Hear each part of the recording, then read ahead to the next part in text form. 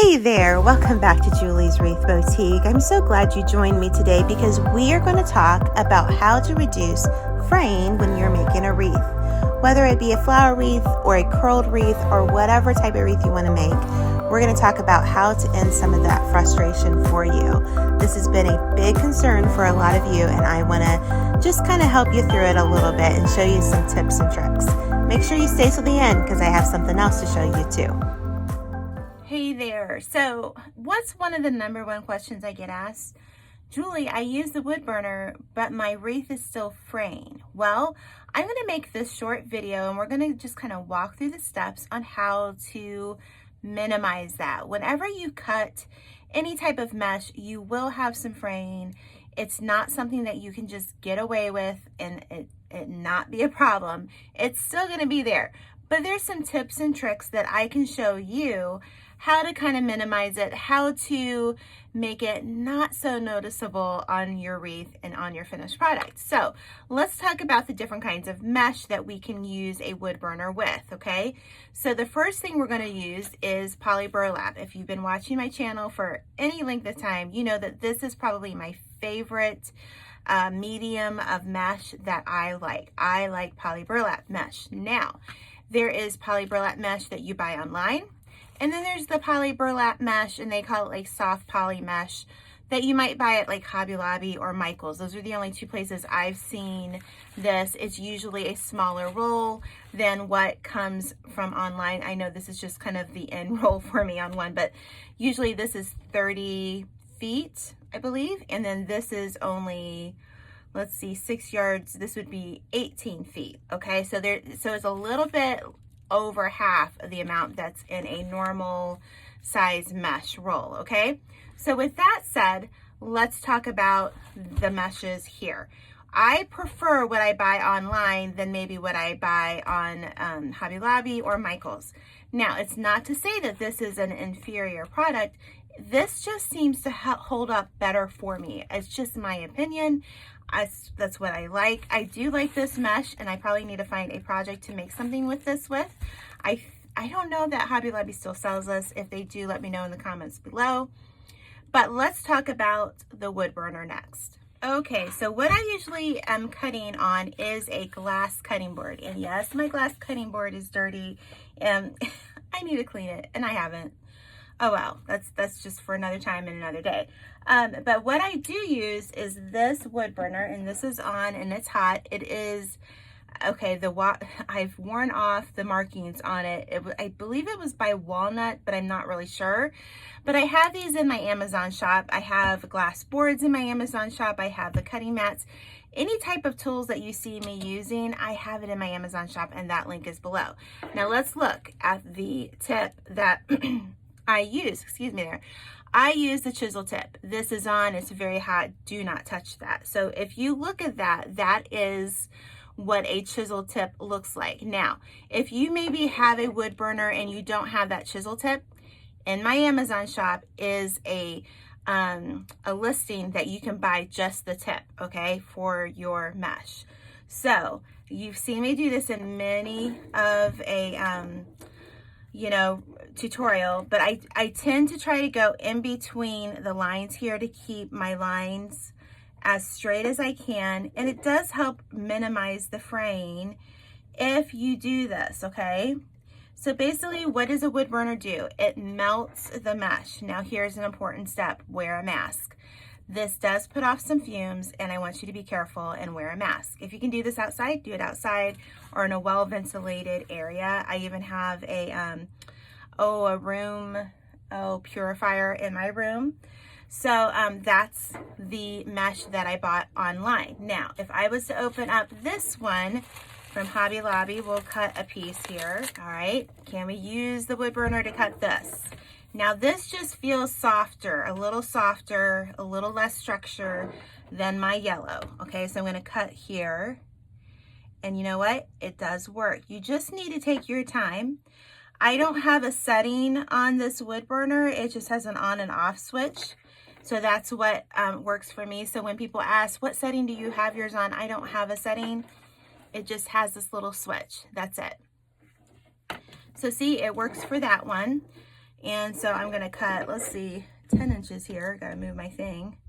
That's why I like the cutting board underneath, the cutting mat, to kind of see. All right, so let's look at that. Now, this doesn't mean that this still can't fray. It can still fray, but if you used, let's see, if you were to take a rotary cutter, and again, this one is dirty, and I was to take this same piece and to cut it in between, all right, it's just gonna come out. See? When people ask, can I just use a rotary cutter? Yes, you can, but it's just gonna come out really easy. Now, if I use a wood burner, it's a little bit harder. I mean, if I pull really hard on that, I can pull it out. So let's pull really hard. Okay, now it will come, but it will kind of catch. So the whole point is the wood cutter melts your edges a little bit. So when you're putting your wreath together, there's a few things that you should not be doing when you're putting your wreath together. Okay, so what I want you to do is to be careful when you put your petals together. When you add a petal to your flower, never lay your arms on your wreaths. This is one of the biggest things that I think contributes to your wreath unraveling, is when we lay our arms on it, when we're not gentle with it. I always try to work up. So I'm working into my wreath and never handling the previous petal too much, okay? Because that will lend itself to fraying. Now, when I put this wreath over here, I haven't put this on my website yet, and shame on me, I need to do that. Here's a spot that I have a fray. I don't know if you can see that, but it's right here. So what I would do is I would just clip these, okay? All right, and sometimes I do this in the box when I'm getting ready to ship it to my customer, because sometimes when you put this in your box, and I'm going to leave the link down below on how I pack my wreaths, and I'm going to show you I use a zip tie, and I zip tie my wreath to the box, okay? So go watch that video when you're done here. But what I would do is, now that this has got a raw edge that's exposed, that piece that had been burned by the wood burner, I would take a little, I don't have one around me, a little, either a brush or a sponge brush, and I just simply will put a little bit, and I will just kind of touch the ends of that particular leaf with a little bit of Mod Podge, okay? This is the stuff I got from Dollar Tree. This is the gloss one, but I prefer the matte if you can find it. But again, if it's gloss, this has a glossy feel anyways. So you can just add a little bit to that. It will dry. It will help minimize any more of that poly burlap coming out. So that's one step. Another step that you can do is you can get the Mod Podge spray. Now, I bought this one at Hobby Lobby when Hobby Lobby used to have their coupons, but of course they don't have them now. I also have this, and I don't know if it's available in my Amazon shop, but I use the Mod Podge Ultra Spray. Now, here's the key with this that I learned kind of the hard way, and maybe I can help you not do what I did. But after each use, I would take this out, and I would take the mechanism apart here, the little straw thing, and I would rinse it really good. Okay, I didn't do that the first time, so this is all clogged up. I've tried to maybe if I soaked it in warm sudsy water, maybe it would loosen up. But what I do is I take a little bottle now. I just have these little bottles, and this one has some water in it to kind of, because I was cleaning it. But I get these little bottles, and I just put a little bit of spray in it. You could spray and focus on the edges of your petals, okay? When you're done assembling it, you've trimmed it up, you're done with it, you can spray, and this will help minimize that fraying. So when my wreath is already done, that's what I would do. So with the spray, again, I have to put it in another little bottle because I clogged the mechanism up, and I probably would have done that if I had cleaned it, but again, it's just kind of a little tip for you. So they also have what they call Mod Podge fabric stiffener. And honestly, it feels the same way as this one, and I would spray this on just as well, and I think it would work just as good. Then, when you're done with it, another step that you can do is take the Rust-Oleum Ultra Cover Matte Clear, okay, spray. This does more than one thing for you. The first thing it's going to do is it's going to help with the UV fading, with the, everything is going to fade with the sun. It's just a matter of fact. It depends on which way your door is facing and so forth.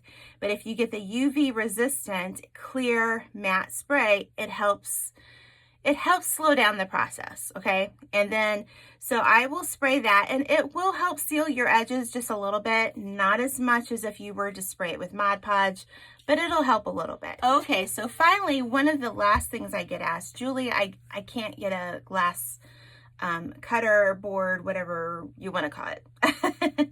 You can look at like Walmart and Target or your local store that sells kitchen products. They might have a glass cutting board there.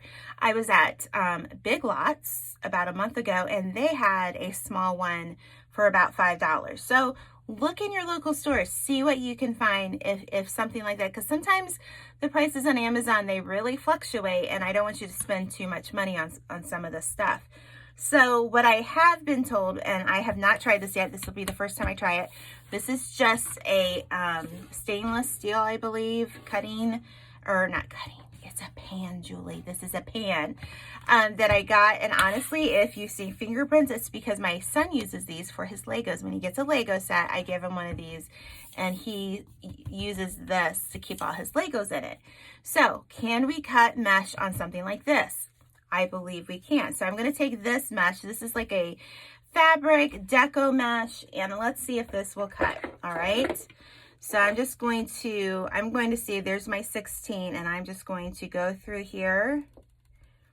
And yes, it's cutting just fine. And I'm just going to keep that straight line in between the two lines of mesh there. So that works. Okay. So a pan will work as well. So I was even at Dollar Tree the other day, and they had like small glass pieces, and I thought, man, if you could somehow glue those together some way and use that, will it work for deco mesh? Yes, it will. This is the deco mesh I had close to me, so I just grabbed this. But again, I'm going to just follow in between those lines and make sure that I cut in between them. Now this, I got to go back and get those, and that's all right. But I'm telling you, the tip makes all the difference. You can see the smoke going up in the air. This is why I use a chisel tip. There are other tips in your kit. This is the only one I use. This is the one I recommend. This is the one that's going to give you less frustration than any of the other tips. I've tried them, believe me. Now, what can a wood burner not do? A wood burner cannot go through jute burlap. This is a fabric mesh, and if you look really close, there is jute burlap in there, okay? That jute burlap, you cannot cut with this. If I go here and I try, it is not going to work. It's going to work a little bit maybe through that white, but it's not. It's just going over top of it, and it's just burning it. This will not work, okay? See, I wasn't even able to get that. If you can see it, it cut a little bit of it, but it basically, it just burns it. So do not use this on jute burlap. Jute burlap is something like this. I used this in a video that I made a few weeks ago, and I'll share that link down in the post below. But you cannot cut this. Don't try it. If I was to try this right now, it's just going to give a nice stink, and it's just going to burn. It's not going to cut through it. It will not cut through that burlap. It would just, honestly, it might start a fire. So don't do that, okay? So you're just going to use it on deco mesh, poly burlap mesh, some fabric mesh. This is fabric mesh. I can't use it on this particular fabric mesh, but I can use it on this fabric mesh, okay? It just depends. You got to kind of try and see. But if it's got that brown jute, threading in it, don't even try. It's seriously, it's not going to work, and it's going to be a frustration for you. But I hope this helped you today. I just wanted to make a quick video, give you a few tips and tricks. Remember, try Mod Podge at the end when you're done. I know I have a friend, Margie, who has told me that she would cut her pieces of mesh and she would add Mod Podge to the ends of it before she even put her flowers together. That's another step that you can do. It would take you quite a while, but if you want to do that. But I just make my wreath. Remember, don't handle your wreath too much. Don't lay your arms on it. Be very intentional about treating each petal as if it's a piece of glass, okay? Because although the wood burner helps, it will not take this away completely. So I hope you've enjoyed this video. I'm going to make a blog about this. The link is in the description box below. If you've enjoyed this video, found it informative, give me a thumbs up. So last but not least, and I'm just kind of holding my phone here, so if it's a little wobbly, I'm sorry.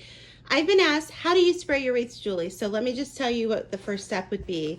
Is I just take this Glad Press and Seal, and I'm going to put it over the center of this form. This is a wreath I made last fall, and I'll leave the link for it if you want to learn how to make it in the description box below. I've just never put it on my website. I know. I need to put this on my website or put it on my own door. So I'm going to cover this because the spray that I use sometimes might leave a little bit of white residue on the darker colors. So I just want to be careful. If it was a lighter color, I wouldn't mind. But because it's a darker color, we're going to be careful, and I'm going to cover this. Okay, so here I have it all covered up. I have my clear matte Rust-Oleum, and make sure that it says right here, UV resistant. I always say protectant, but it's UV resistant. And I would like hold this up and just, do this, but I can't hold a wreath and spray and film at the same time. So you're just going to lightly spray over all the different parts. And I always make sure I hit the edges of any edges that are not sealed. Like this wreath was not a fused petal wreath.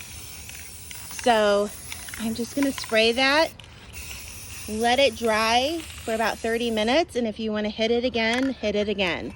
But that's what I use, and I'm about, 10 inches away. And you just let that, you're gonna let that air out maybe in your garage or on your front porch before you package it up and send it to your aunt, or if you're selling it to your customer. But that's what I do, and you guys have been wanting to know, so I thought I would share. I hope this video was a help to you, and thank you so much for watching. Make sure to follow me here on YouTube and hit that subscribe button. Follow me on Facebook, and until next time, we'll see you in Julie's Wreath Boutique.